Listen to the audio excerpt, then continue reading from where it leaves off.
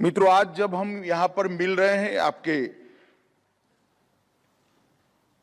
Annual session के अंदर,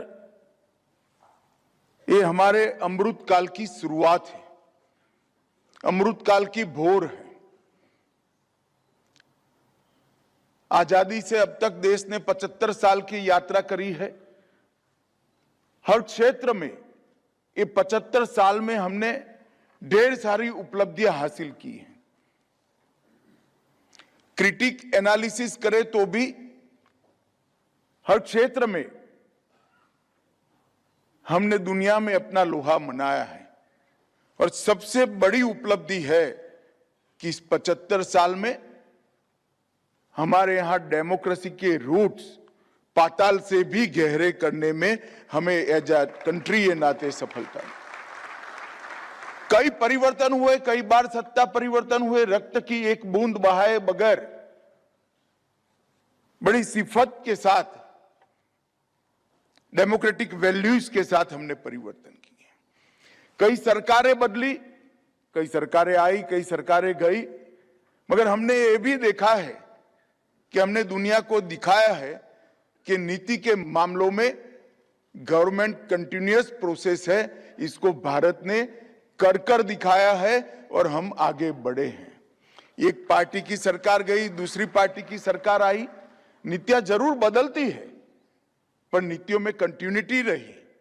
और इसी के कारण ये 75 साल की यात्रा, चाहे सुरक्षा का मामला हो, चाहे अर्थतंत्र का, चाहे अंतरिक्ष का मामला हो, चाहे रिसर्च एंड डेवलपमेंट का, चाहे एजुकेशन को नीचे तक पहुंचाने का मामला हो, साक्षरता को नीचे तक पहुंच, हर क्षेत्र में 75 साल में हमने काफी कुछ हासिल किया है।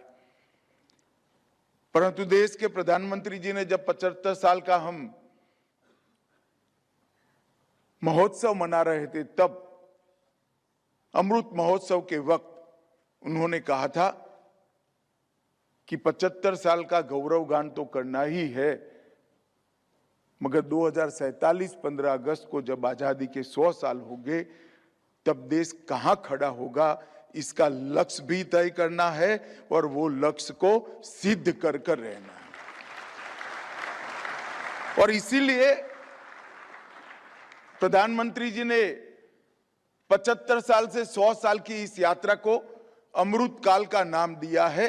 इस 25 साल 75 साल से 100 साल की हमारी यात्रा, हमारा अमृत काल देश का, इस संकल्प लेने का भी समय है और संकल्प को सिद्धि में परिवर्तित करने का भी समय है।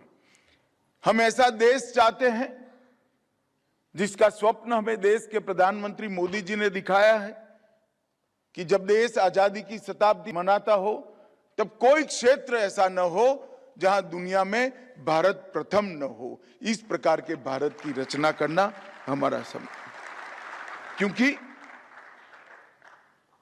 सबसे युवा देश हमारा है, सबसे ज्यादा आबादी वाला देश हमारा है, सबसे ज्यादा इंजीनियर अगर किसी एक देश के पास है तो भारत के पास है, सबसे ज्यादा डॉक्टर किसी एक देश के पास है तो भारत के पास है, सबसे ज्यादा टेक्नोक्रेट अगर किसी एक देश के पास है तो भारत के पास है।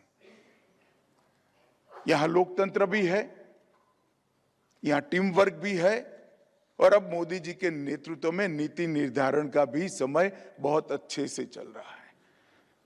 तो हर क्षेत्र में प्रथम बनने का हमारा समय आ गया है और मैं मानता हूं कि इसीलिए पीएचडी की भी भूमिका बहुत अहम आने वाले अमृत काल के अंदर होने वाली है। आपका 118वां सेशन, ये आने वाले वर्षों में देश के ट्रेड और इंडस्ट्री की दिशा और दशा दोनों को निर्धारित करने के लिए निर्णायक होना चाहिए।